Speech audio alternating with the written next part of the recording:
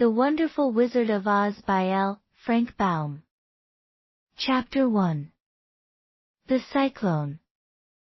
Dorothy lived in the midst of the great Kansas prairies, with Uncle Henry, who was a farmer, and Aunt Em, who was the farmer's wife. Their house was small, for the lumber to build it had to be carried by wagon many miles. There were 4 walls, a floor, and a roof, which made one room, and this room contained a rusty-looking cook-stove, a cupboard for the dishes, a table, 3 or 4 chairs, and the beds. Uncle Henry and Aunt Em had a big bed in one corner, and Dorothy a little bed in another corner. There was no garret at all, and no cellar, except a small hole dug in the ground, called a cyclone cellar, where the family could go in case one of those great whirlwinds arose, mighty enough to crush any building in its path.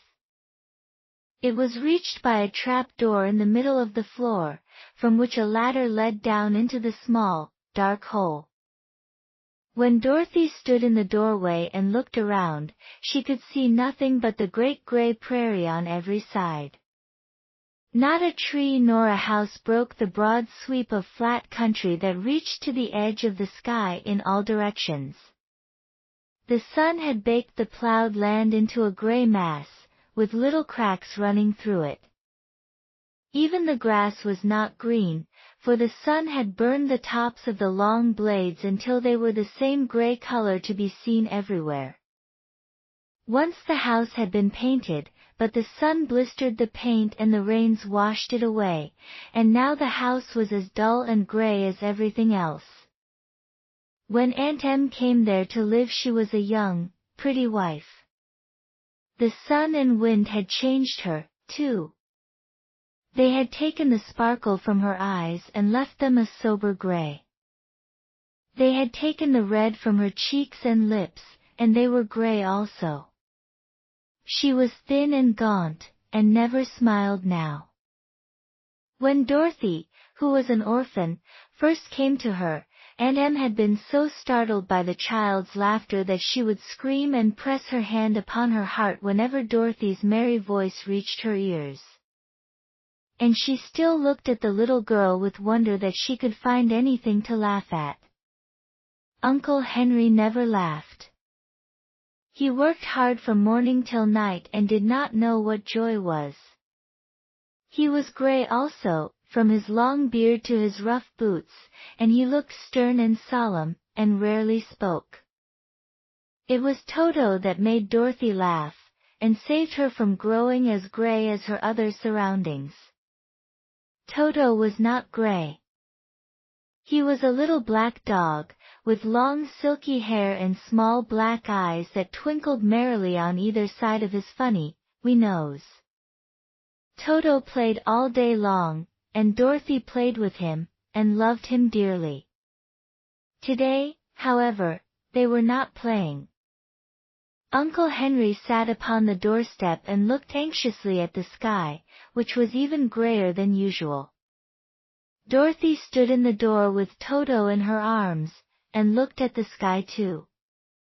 Aunt Em was washing the dishes. From the far north they heard a low wail of the wind, and Uncle Henry and Dorothy could see where the long grass bowed in waves before the coming storm. There now came a sharp whistling in the air from the south, and as they turned their eyes that way they saw ripples in the grass coming from that direction also. Suddenly Uncle Henry stood up.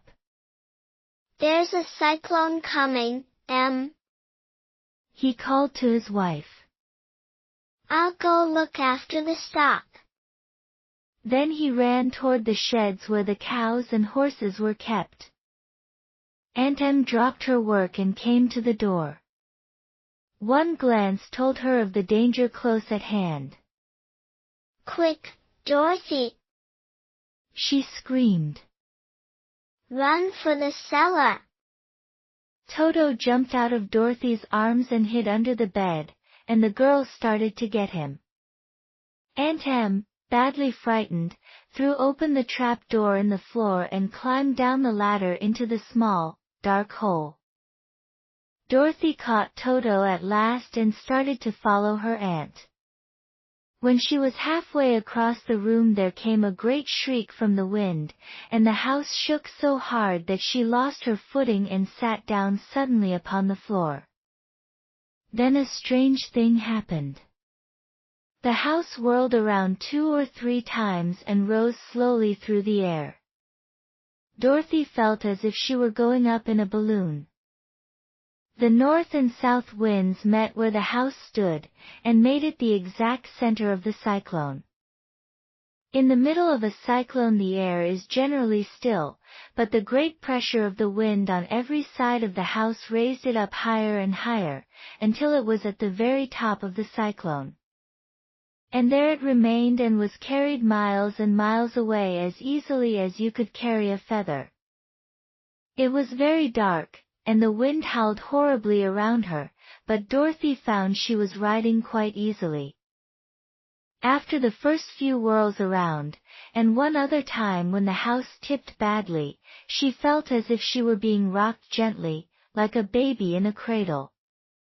Toto did not like it. He ran about the room, now here, now there, barking loudly, but Dorothy sat quite still on the floor and waited to see what would happen. Once Toto got too near the open trap door, and fell in, and at first the little girl thought she had lost him. But soon she saw one of his ears sticking up through the hole, for the strong pressure of the air was keeping him up so that he could not fall.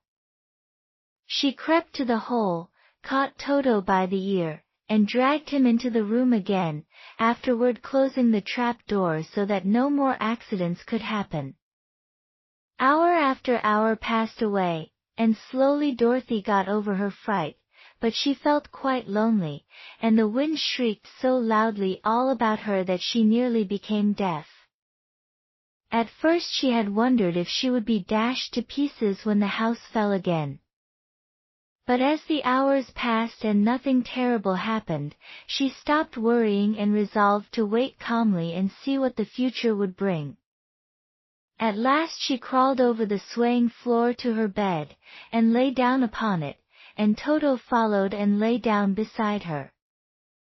In spite of the swaying of the house and the wailing of the wind, Dorothy soon closed her eyes and fell fast asleep.